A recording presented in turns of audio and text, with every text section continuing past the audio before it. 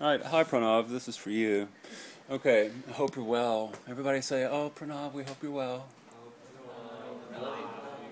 Michael loves you. Okay. All right, so yeah, you are my first time doing this, so it's always rough. It's been 4 months since I did it last, and I always get anxious over doing this one well, because it's the most amazing philosophy on this planet. So we're going into Taoism. And I'll tell you, most students, especially the students who hate school, my heart always goes out to them because I was one in high school. I hated school. I was a D student. But those are the students who are like, Taoism rocks. And it does. So here we go. I'm going to start with the context, as the blog says. To remind you of the context, please know that what we're studying right now, including Confucianism, is what the Chinese call the 100 schools of thought. The 100 schools of thought. It happened during the Warring States period, and I call it, moving on to the second line, I call this, because it's a pattern, in so many ways we see it. When things are the very worst in China, like a lotus, you know that a lotus plant is rooted in swamp muck, right? So the stem of the lotus goes down into filth.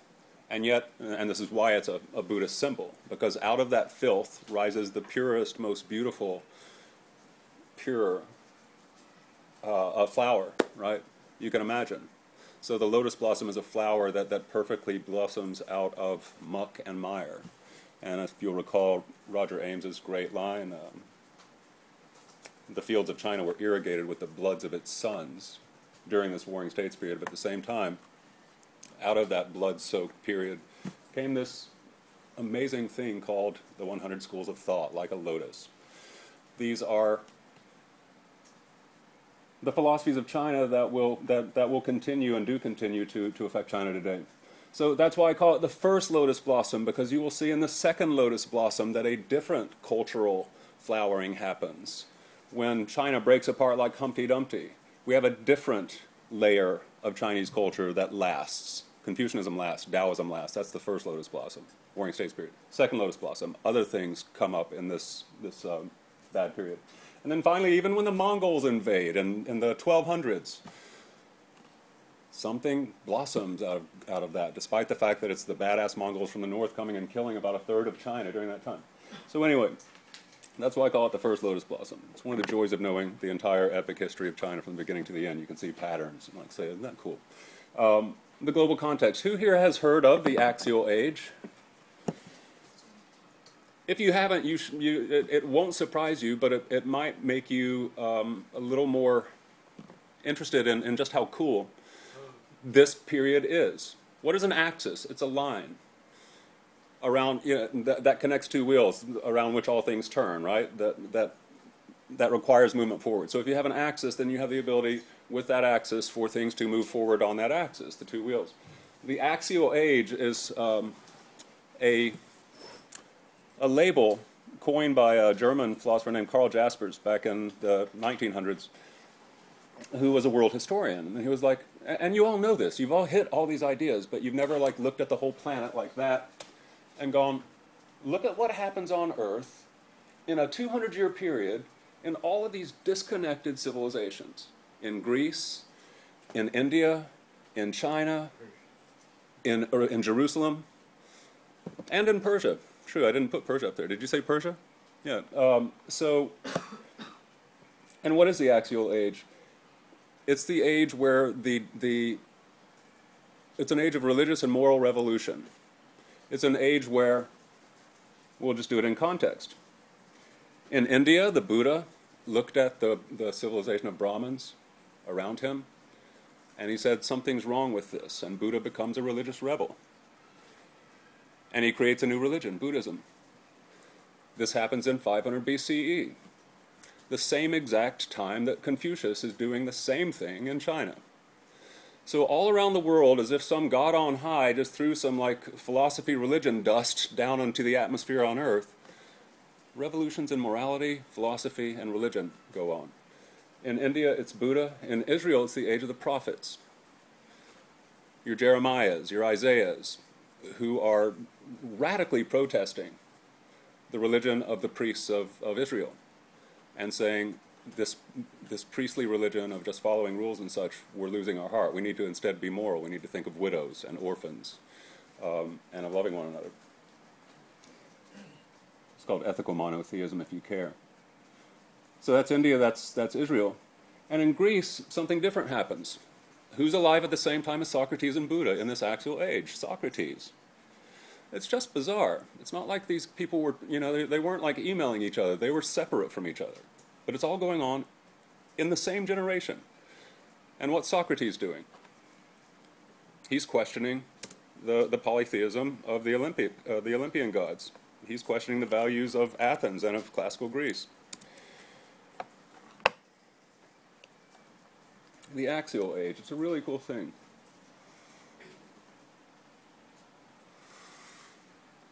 Now I'm going to give a little bit of context here. So that's the global context. We just did China compared to India, Israel, and Greece.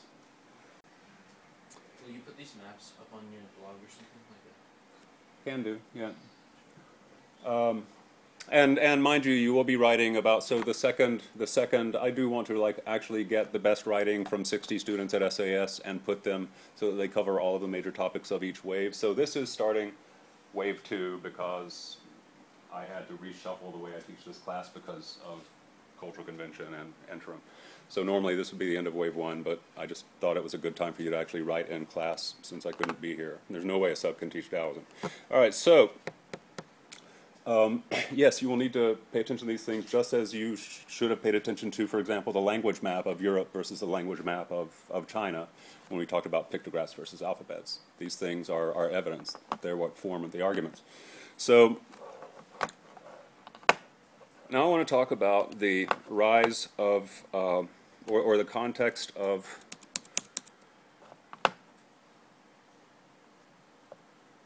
the next question, why India is not Asian. This map says it all.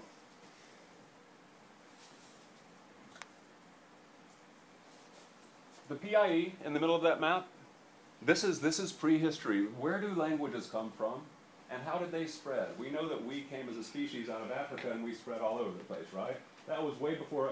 You roll your eyes? Okay, well, the overwhelming archaeological evidence, unless it's planted by Satan to deceive us all,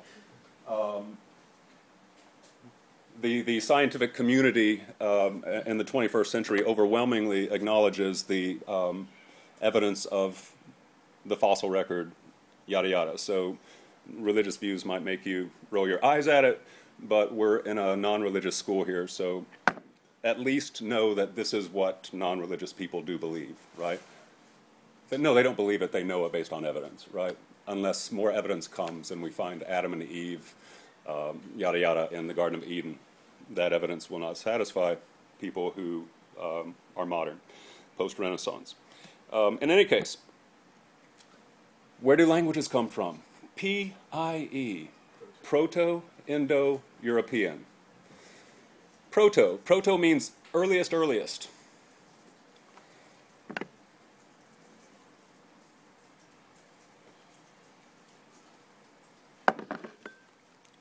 And so what does this map show us? Look at it. The question is, why am I saying that Indians are not Asian? When we call Indians Asians, my argument based on this is that that is a category mistake, it's sloppy historically, and it causes people to misunderstand Indians. By classifying them as Asians instead, I want to say Westerners. Indians are Westerners. This is a radical theory, but there it is. There's my evidence. What does it show? Where did the Proto-Indo-Europeans come from? Where did they start, and from where did they disperse? I'm looking for my pointer. I can't find my hand. So here they are, up in Central Asia. The Caucasus, yep. And that's why we say Caucasians, because they started in the Caucasus Mountains. And look, they, so again, nomads, right? We were all nomads until the Neolithic Revolution when we started farming. So look what these nomads did. Nomadic clans tend to get large, and just like churches get large, and then a couple of elders have an argument, and they split, and they make two separate churches with two separate denominations. In the same way, nomadic clans do the same thing. don't want to do what you want to do. I'm taking my part of the clan and we're going that way. And indeed, some of the Proto-Indo-Europeans, all of whom spoke the same ancient language, migrated down not only into India, but also into Iran, and also over west into Turkey, Greece, and all of ancient Europe. So we all share the same proto-language, the same grammar, the same structure of language. We all meaning from India over to England.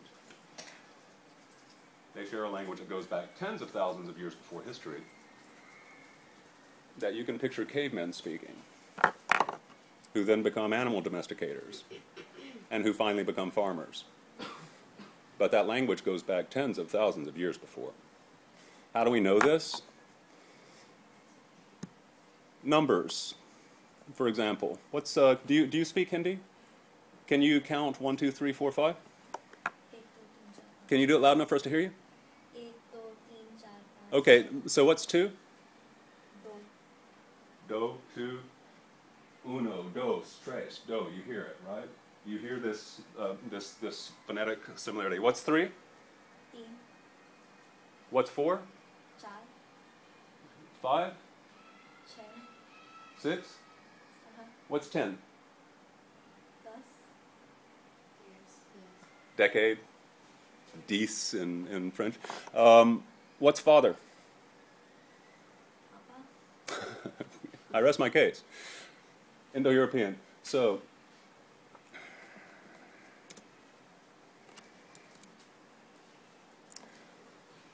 meanwhile, did they go over into China? Is geography destiny? Yes, China was too isolated. These Proto-Indo-Europeans did not migrate into China and settle it.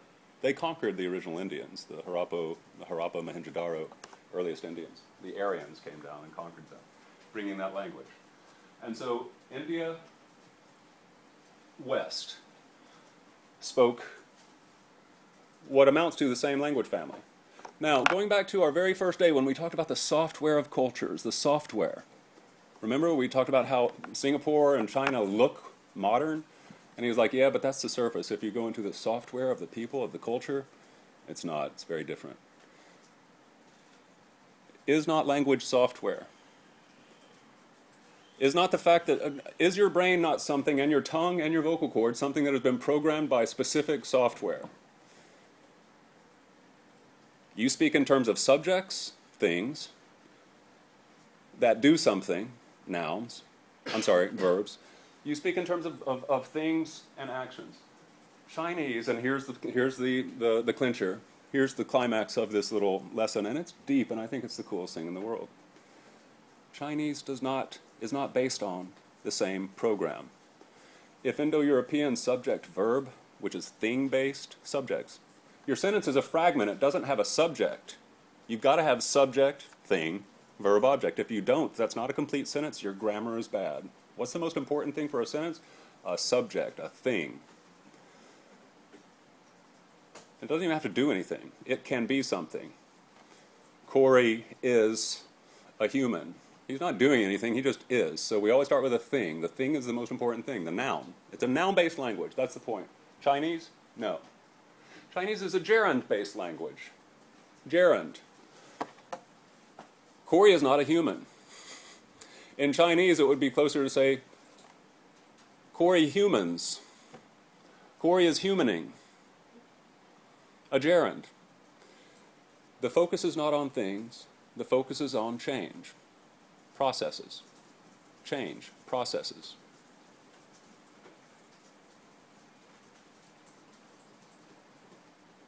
Thomas, you speak Chinese.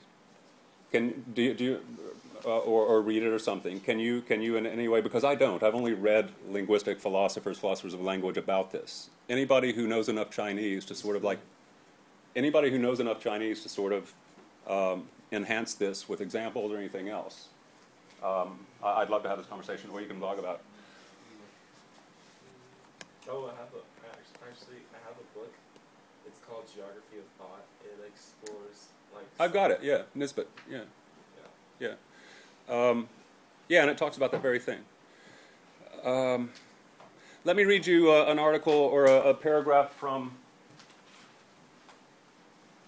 this guy. Where's my backpack? And Thomas, I think I sent you this, and anybody else who's in the playground, if you are interested in these ideas, this stuff is bloody awesome. This is a linguistic philosopher. He's from the University of Hong Kong, Chad Hansen. He's the coolest, funniest guy in the world. This is a scholar, and he's hilarious. He makes me laugh. He throws bombs at the most respected scholars alive today because he thinks they're full of crap. He thinks they started off with a faulty foundation, and yet he's telling them the emperor has no clothes. Everybody's like, oh, Benjamin Schwartz, he's all that. Oh, A.C. Graham, he's all that. Hansen's like, they're both full of crap, and I'm going to show you why. And he's throwing bombs constantly, criticizing these guys just rudely. It's hilarious. He is a Mormon, or he was. He grew up in Utah, programmed as a Mormon from childhood, went to Hong Kong as a Mormon missionary, and as he says in the introduction to this, I arrived in Hong Kong and saw more people in one day than I saw in my entire life in the mountains of Utah, and discovered that I had far more to learn and convert to than to teach. I got to China and I realized that China could teach me far more than my Mormon teachers taught me. And so I arrived a missionary, and within a week I was converted to Chinese, right? And so now he's a Taoist, Chad Hansen. He's hilarious, he's funny. This is what he says. We said, Peter, Corey, is young years ago. Now we say, Peter is old, in English. Peter must refer, because of our ideas and our language, this noun-based thing, Peter must refer to some underlying, unchanging thing that once had the property of being young and now has the property of being old. I ask you, what's this one unchanging, notice the language, thing in Peter and Corey? And Mr. Burrell. 48 years ago, my parents said, clay is young. My parents certainly don't say that now. What's the unchanging thing? That you are. The name. You are. Beyond the name, though, because the name says... Is? That you are. You And so what in Western noun-based things does this sort of like, there is a clay, young clay, old clay, no, despite that, there's still like this clayness. What is that clayness called in Western thought? And in fact, when clay dies, is that the end of clay? Yes. Clay is dead. That's hypothetically. No, in the West, until the Renaissance, that was not the view. Clay is dead and there is no more clay. What was the view until the Renaissance had its scientific revolution? Clay goes to heaven. Clay goes to heaven. There is this thing called clay, and it's a soul, right? An unchanging thing. A thing that's more real than nature. It's invisible, you can't see it. But it's a thing. It's clay, it's my essence, it's my soul. Peter must refer via our ideas to some underlying, unchanging thing that once had the property of being young and now has its opposite property.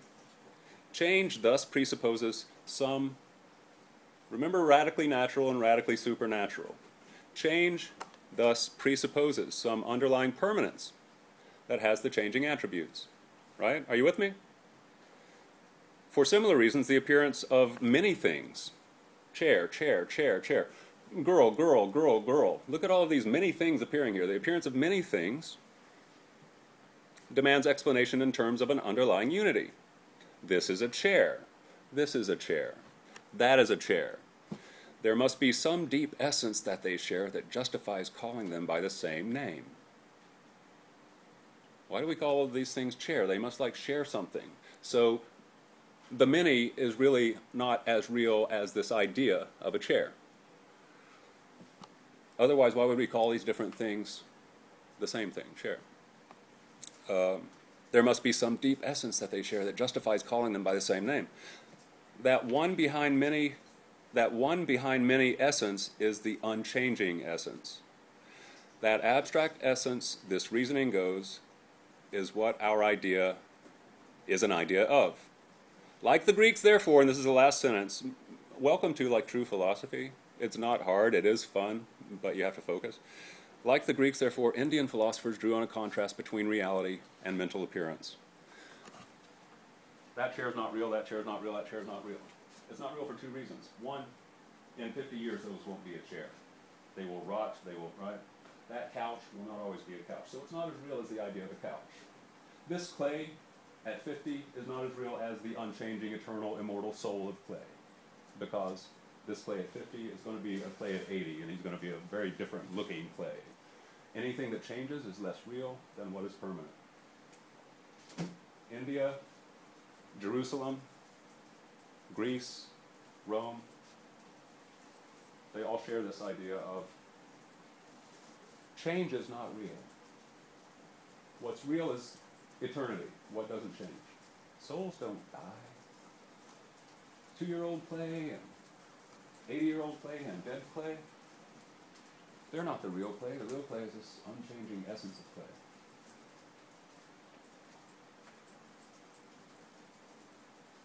Things and permanence. So there is something that's more real. Heaven is more real than nature, because nature's always changing.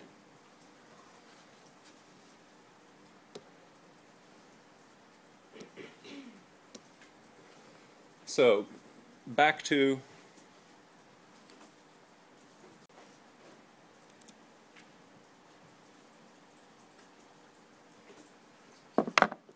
thus the grammar is mental programming. Yeah, go ahead, don't ask, just go. Do you have any questions about this idea of grammar as mental programming? In China, the dominant piece of grammar is the verb. It's not the noun.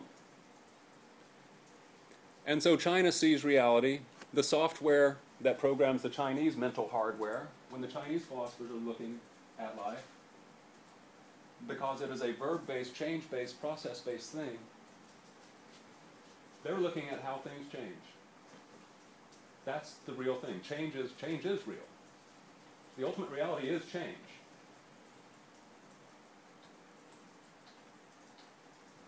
Process. Because what are verbs? They're actions. And actions happen over time, right? Actions change things. Doing stuff is dynamic. It's not like being still. A verb is doing. It's not being still like a thing, a noun.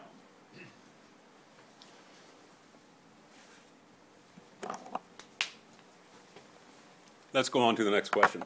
And let me just point out to you, this will make more sense to you. It's important for you to hear this, because when you hit Taoism, it's a great key to unlocking how to like read Taoism. All right, so just trust me on that. I'm trying to like give you the background in order to be able to see Taoism more clearly, because it's wildly vague. Finally, the last question. So why no religion in China's axial age? You notice we just talked about in the axial age, over here in Jerusalem, the prophets. They are like saying it's not enough to like worship at the temple in Jerusalem. We've got to instead take care of the people. It's got to be more from the heart instead of from ritual propriety and this sort of thing, worshiping at the temple, following the commandments. No, it's got to come from the heart. Where else did we see? India, the Buddha, a religious revolution. What happens in China? It's not religious at all. You've got Confucius. Confucius is not religious. Confucius is saying, do the rituals, be benevolent, model Yao Shun and Yu, on and on and on. It's not religious at all. Remember, he didn't speak of miracles. He didn't speak of spirits. You will see that Taoism is not religious either. So the question is, why was there no religious revolution in China's axial age? And here's the answer in a nutshell.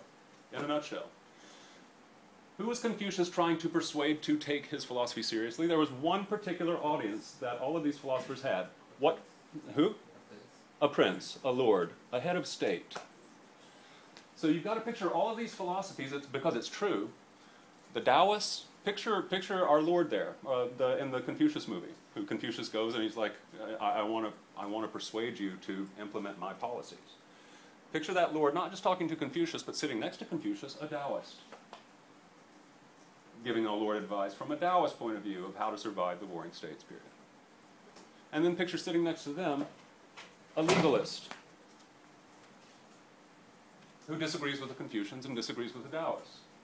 And then, by the way, guys like this, picture Sun Tzu, The Art of War, a famous best-selling book for business people even today, right? The Art of War, you heard of Sun Tzu's The Art of War? Ancient Chinese military philosophy, unsurprisingly from the Warring States period when military philosophers were hugely important.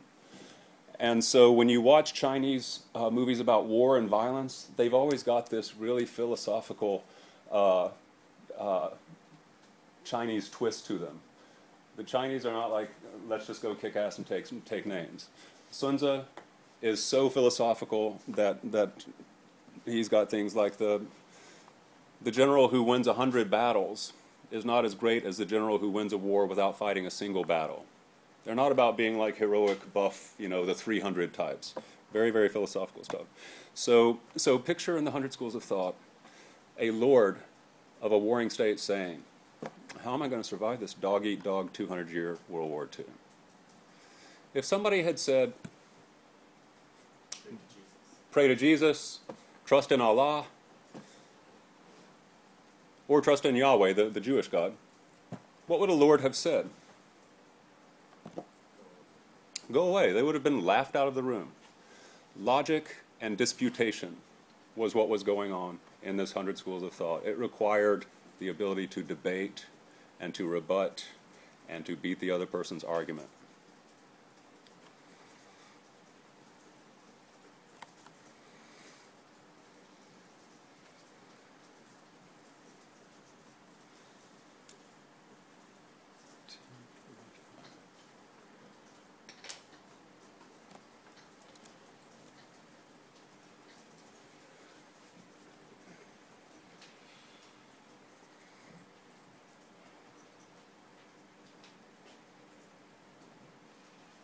I have just one more thing to say. Those of you who like philosophy, and you know what, you never know. I know that some of you don't, and you're just going to have to deal with it because it's interesting to those of you who do.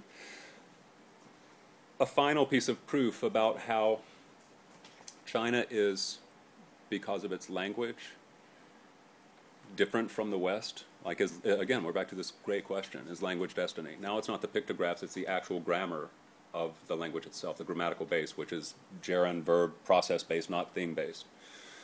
Look what happens in Greece, and I'm just going to read to you from Wikipedia on the first Greek philosophers. Listen to the problems that they were talking about. The pre-Socratic philosophers rejected traditional mythology, so a religious revolution, right? They're saying, Zeus, give me a break, right?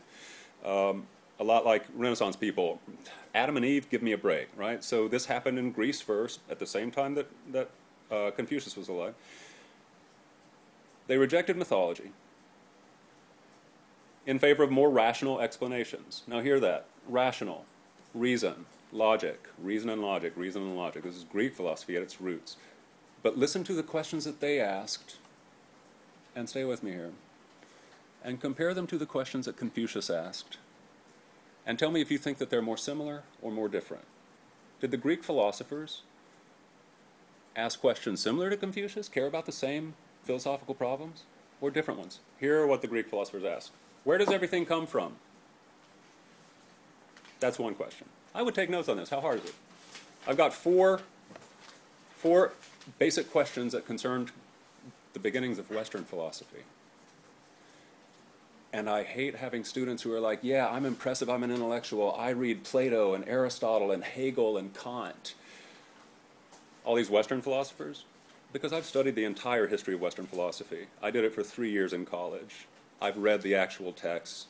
I've thought about them. I've talked about them endlessly. I have studied the history of Western philosophy. I put a lot of blood, sweat, and tears into it, right? Because I wanted to be wise. I wanted to know God and truth.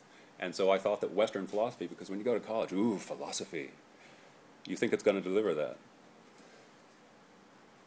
And because the West still dominates sort of educational circles today, Western philosophy still gets all of this, like, hype.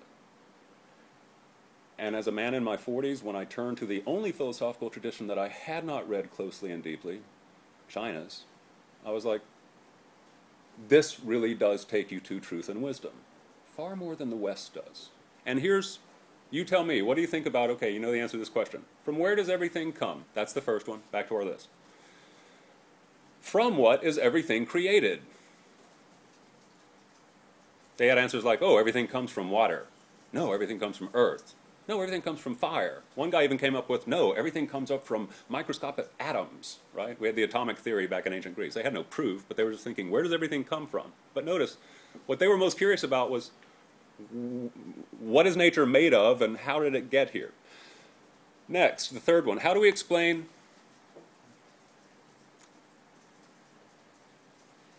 the plurality of things found in nature? How do we explain that there are so many chairs? How do we explain that there are so many of everything when there's really this idea, back to the one and the many? We have the idea of a chair, but we have like hundreds and hundreds of different types of chair, but we still say that they're all like chair, the one and the many. And then the fourth one, the pre-Socratics. How might we describe nature mathematically? Can you repeat it? How might we describe nature mathematically? Thus, ancient Greek geometry, Euclid, all this one. How do we describe nature mathematically?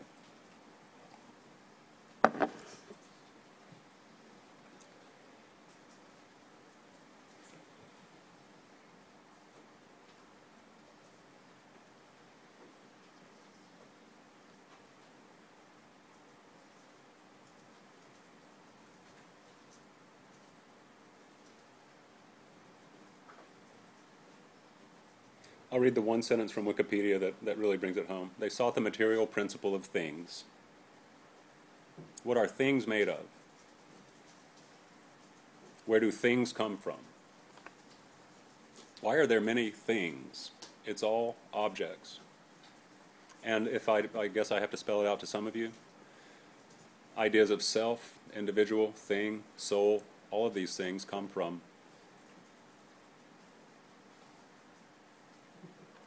what some people argue is the programming, the software of the language itself being noun-based.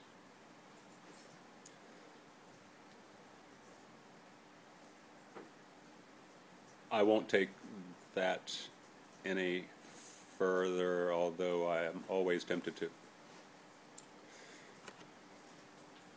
Do you see more similarities or differences with the types of questions that Confucius is asking?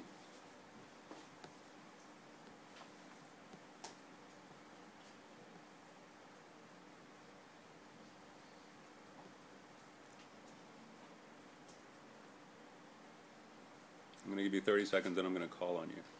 Do you see more similarities or differences between the questions that the first Greek philosophers were asking versus the first Chinese ones?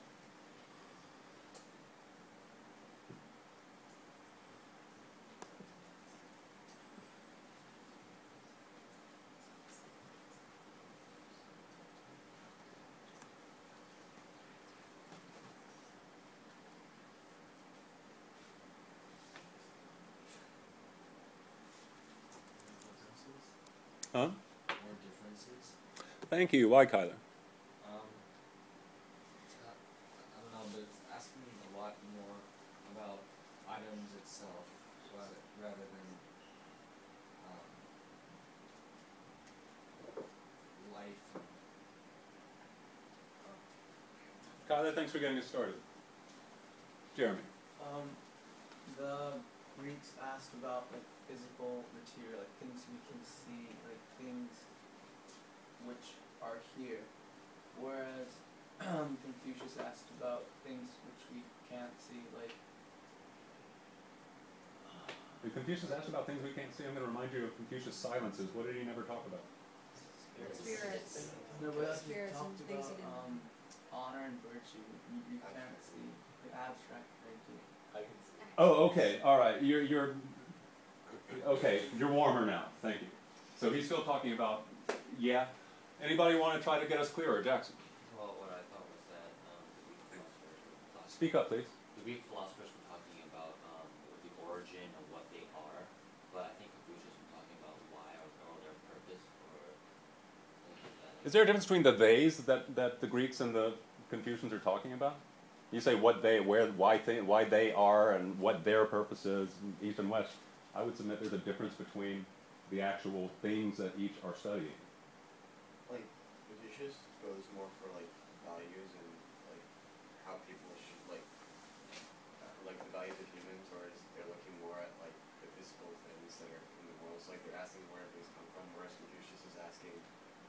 can people act differently?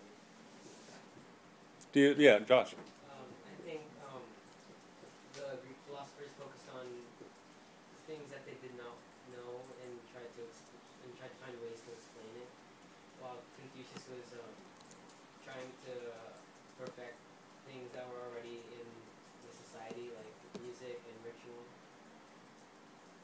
And so if you were to try to sum up the difference between, like, well, I'll try to sum it up for you. Where is it? I went crazy in the Hawker Center. Yeah. Clearly, they're asking questions about nature, aren't they?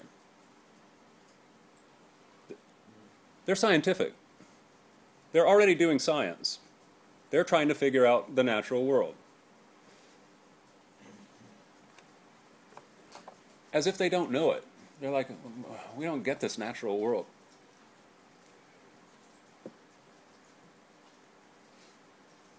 The Chinese seem to have no problem with the natural world. Have we ever like seen any Chinese philosopher so far like going, why is there change? Right? What is everything made of? Where does it all come from? They started out with different directions. It's random accidents of history, but the software of each, hello, this is it, man. Microsoft civilization in the West, Apple civilization in the East. The operating systems are set linguistically and culturally. And they go off in different directions. And the philosophy goes off in the direction of reason, logic, and science in the West. How do we know? What is reality? All of this stuff. And it goes off in the direction of living well. And ethics is what you were going for, Frankie, when you were talking about value and you were talking about abstract things. No, it's living well. How do you be a good person? How do you be wise? How do we create a wise and good civilization? Hello, the sage kings, right? These are wise kings. The good son, the good father, the good family member, the good neighbor, on and on and on. It's ethics versus knowledge. One is intellectual, it's all in the mind, and the other is ethical. It's all in that verb. How do we do things well? How do we behave well? So one seeking wisdom and the other seeking truth. I think that's how I would stop.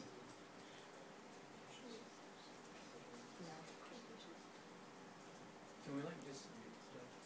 Can you what? Can we like dispute what you say? Absolutely, always, always. What? We put it in Confucius. We put stars on it, so we knock to the bottom and put stars on it. That's what you do, right? Yes, however, you can always challenge or qualify or extend, yes.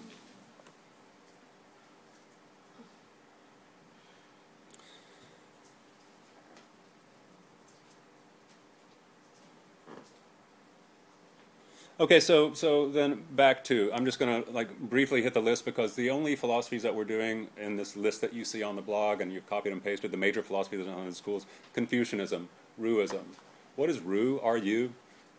Ritual propriety, ritual mastery. It goes all the way back to those Shang priests or ritual specialists who would like actually burn the oracle bone shells, right? The king was there and he had this ritual helper to like write into the bones and burn them. With that hot poker. So there was always a ritual specialist with the king, but the king was the one who, again, answered the questions of the gods, or interpreted the answers of the gods. So the Ruists were ritual specialists. They were the ones who like really knew how to do the ancestor ritual just so, properly, right, so that the ancestors would like and be happy. From the Shang on, that was the Ru school. Confucian was a Ruist. He was a ritual specialist. He knew how to do ritual properly. And the ancestors cared. Even if Confucius didn't believe in the ancestors, he was of the tradition that knew how to do rituals. Going on down the list, kind of interesting, and I'm going to like give 2 sentences to it. Moism. Mozi, Master Mo. The closest thing to Jesus that China will see, because he taught universal love. Love your neighbor. Confucius is saying, Your family is the most important. You love your family more than everybody else? Moses said no. Love everybody equally. Universal love. Don't favor your parents, your brother, your family. Treat everybody like one big universal family. Very close to Jesus' love your neighbor type thing, right? Moza. Moza is hugely important for arguing against the Confucians. And you've got to picture like Moses like sitting right next to Confucius, like totally challenging him in front of people. It made Confucius have to sharpen his game and such. The Mohists and the Confucians debated quite a bit. The Confucians ended up winning. The Mohists were really interesting. They also said things like, music is a waste of money. Rituals are a waste of money. We should spend that money instead on the common people. Instead of elites having big, expensive, bronze-based rituals with musicians and entertainers and all that sort of thing, that money could be better spent on the people, on the farmers who feed us. That was Mohism, yeah.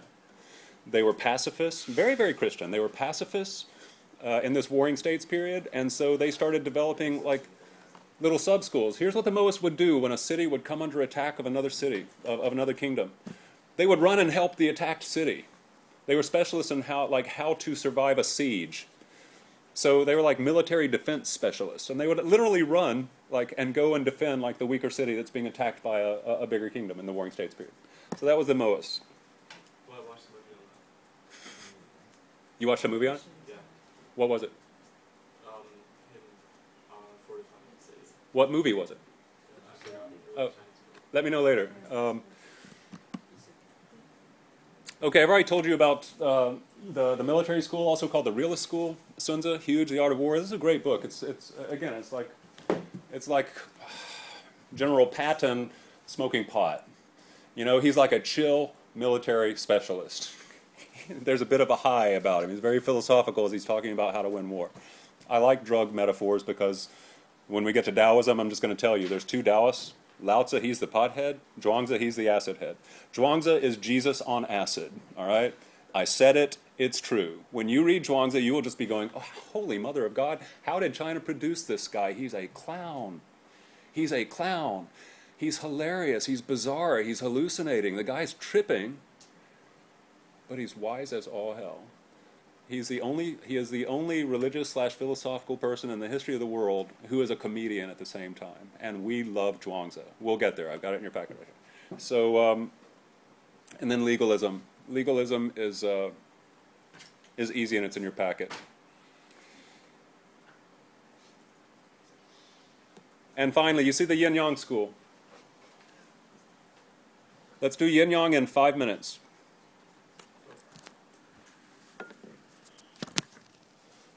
I submit to you that this is one of the richest and most meaningful, and in fact possibly absolutely meaningful, religious symbols you will ever see in your life. The Christians have the cross. That's their religious symbol. The Jews have their Star of David. The Muslims have their crescent. The communists have their hammer and sickle. The Taoists make huge use of this, yin and yang. I want you to look at it. And I want you to just jot your thoughts down, interpret that. What do you see there? It is worth looking. No, I want you to actually jot down your thoughts, capture them. Because again, you're going to be writing. You might get this topic. So take 2 or 3 minutes and just interpret the yin-yang sign. What do you see about it? How would you interpret it? I will tell you it's a masterpiece. And I'll throw one more question for you. Can I throw one more question to you? It'll help. Picture, instead of it being bordered by a circle, instead of it being circular, picture it being square. Picture this same thing, but picture it being square, not round. What difference does the fact that it's round makes? The shape itself is massively important. It's not rigid. No, I want you to write now. Take 2 minutes, just bang out your impressions.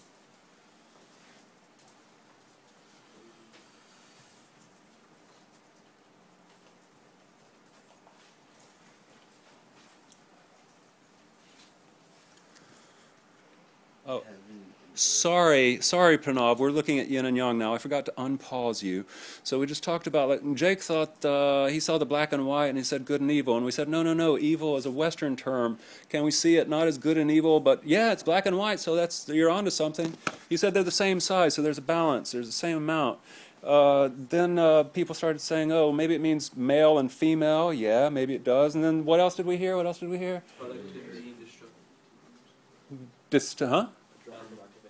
Productive and destructive. And then Jeremy said something that showed he is so less Asian than me when he said human and nature. Who wants to criticize this humans and nature? No, please, somebody criticize it. Humans are part of bloody nature, man. What, humans and nature? Supernatural boy? We are the maggots from the flesh of Pangu, right? We are natural creatures. We're animals. We just happen to like make a lot of noise and have thumbs and be bald. We're naked, bald animals. Yes? Heaven and earth. Heaven and earth. Because hell would be Western, and then Pangu was holding up heaven while he was standing on earth. He said heaven and earth. Well, you could say Tien or sky, just to sort of keep our, not infect the East with the Western ideas. Okay, and I want to remind you, we all know Pangu's a folk tale. They don't believe it like some literal-minded Judeo-Christians think that the Garden of Eden is like literal fact, science textbook fact. The Chinese don't think that about Pangu, just to underscore that. Corey? Could it be like peace and war? Okay. Yes. It could be all sorts of things. You ready to hear like just sort of a broken down, like the basics of the yin and yang symbol? First of all, which one is yin and which one is yang? Yin is black. And yang is obviously white. The best way to maybe conceptualize them on the most basic categorical level is active for the yang and passive for the yin. And then all sorts of associations fall into place. Which is the more active of the sexes, male or female? Male, right? So the active, the yang, is male. Day or night, which is more active? Day. Fire or water, which is more energetic and active? Fire, although that could go both ways. Summer or winter? Life or death?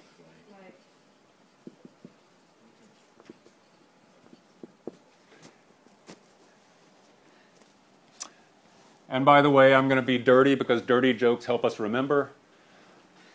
If the female, so yang is the active, the masculine. It's the longer word. Okay, watch my gesture. It's the longer word. You get it? Oh hell, I put a female symbol. Sorry. Oh man. I put a woman. Sorry, that should be male. Okay. I always thought that was a penis, and that this was a symbol of a woman's head, and then the cross here like said this is where babies come from, and so we're emphasizing that women give birth. And so I always read this as a sexual. I'm dirty-minded. I always read this as like erect penis and look at the woman's womb. Right? What is it actually? It's actually a shield and a spear, Greek, and a mirror. But if you take it from my misreading, perverse Freudian interpretation, Freud says that we all have dirty minds underneath the very well-mannered exterior. Freud, the father of modern psychology. Yeah, male, the masculine. It's the longer of the two words.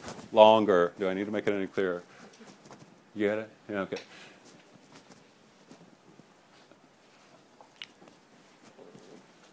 Life and death.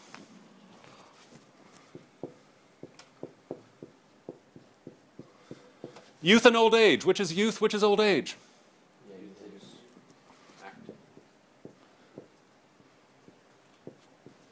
Young, old. And then finally colors. Yeah, so yang would be white.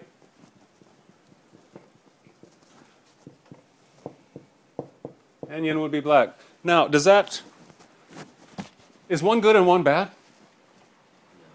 Is this an important distinction, that neither one of these is bad? Why is it an important distinction? To get out of our Western. And yes, to get out of our Western, because we think of good and evil, black and white. Now let's ask the question, what's with the black dot inside of the white, and the white dot inside of the black, and the circular form of the whole symbol? This is beautiful, deep stuff. Thomas? I mean, it's constantly shifting, like the yin is becoming the yang at the same time that the yang is coming in, and then in the both extremes, at the center of it, you can find each other too. Like when, I wrote on my blog that like when you get really cold, when you start getting frostbite, your arms feel warm again, or like the vice versa. When you put like your hands in really hot water, you start feeling cold. So like at the very extreme of these two extreme opposites, you can find traces of the other. That's what I thought the dots meant. Okay. What's the difference between Chinese and Indo-European languages? One is what-based and one is what-based? And what did we say the Chinese language is based? Verbs. And so the focus was not on things, but on processes, change, constant movement. If this does change, it's circular. It wants to change. If it were square, it would not want to roll, would it? If this were square, it wouldn't want to roll. This would always be here. It would be unchanging. This is round. It wants to roll. Even that weird, this heaviness, this wants to like roll forward. It is beautifully dynamic. The top heaviness of this black of the yang here, wanting to roll forward, to collapse. It just wants to spin like a freaking dryer, right? On the dry cycle. What's the season right now? In this image, what's the season of the year? Black is on top. Black is dominant. What's the season? And yet, what's in the center of the black on top? Summer. Do we have death here or life at this moment? But what's at the center? Life. And so as this death, so what happens? Ooh, God, we're very tempting Western territory now, because we're like saying, oh, death, but there's life inside of it, and so we're going to live forever, or this clayness, this thing. Be careful. What happened? No, I'll stop there.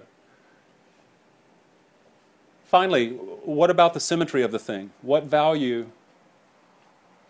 from the very beginning? Balance, harmony, the perfect symmetry, the perfect harmony, and yet process, change, movement. Can you have summer without winter? No. Can you have youth without age? Can you have any yang without yin? No. Neither one of them is good and neither one of them is bad. If you have, though, and here's my last point, and follow on this, because, Vasu, don't give that body language. What happens if there's more black? What happens if this perfect symmetrical balance is broken? And there's more black than white here, this like a cancer, like a tumor. One starts growing and getting bigger than the other. There's more death than life. There's more winter than summer. There's more fire than water. There's more heat than cold. There's more global warming. Sorry, that's me like taking this thing seriously. I think of the Industrial Revolution throwing nature out of balance. Less than 150 years ago. The pumping of all sorts of unnatural substances into the atmosphere, and the fact that now this thing is, well, actually this thing, the yang, is like totally cancerous and tumorous, right? And look what's happening to the North Pole. It's melting, right? The harmony has been lost and things are getting whacked. So this idea of balance and harmony of the natural forces, as long as they're in harmony, then the Tao is okay. Yeah. How would you get like the balance back? How would you get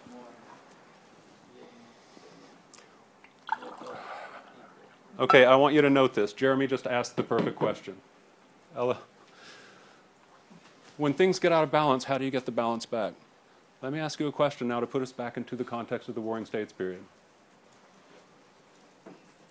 Have things gotten out of balance in the Warring States period? Yes. We've lost our way. We've lost our way. We've left the Tao. We've left the way. Things are out of balance. There's far more death than life. There's far more war than peace. On and on. There's far more old age than youth because our sons are being killed. On and on and on. The question of the 100 states, of the 100 schools, the question of all the philosophers are, how do we get back to the way? So Jeremy, how do you get back to the way? That's the problem that the 100 schools of thought are all trying to find answers to. Please hear that. Confucius had his way, his Tao, and it was return to ritual. The ritual will civilize us again. We won't be barbarous. We won't be savage. We won't be too ambitious. We won't be heartless. We won't be greedy. I almost said greedy rhymes with bucks. The Taoists have a very different one. The Taoists heard Confucius' answer to the question, how do we, things are out of balance, how do we get the balance back? The Taoists had a very different answer. And that concludes my introduction to Taoism. Oh, crap. Oh, no, that's right. Okay, all right, Pranav. Say bye to Pranav. Bye, Pranav. Punk, don't be absent next time.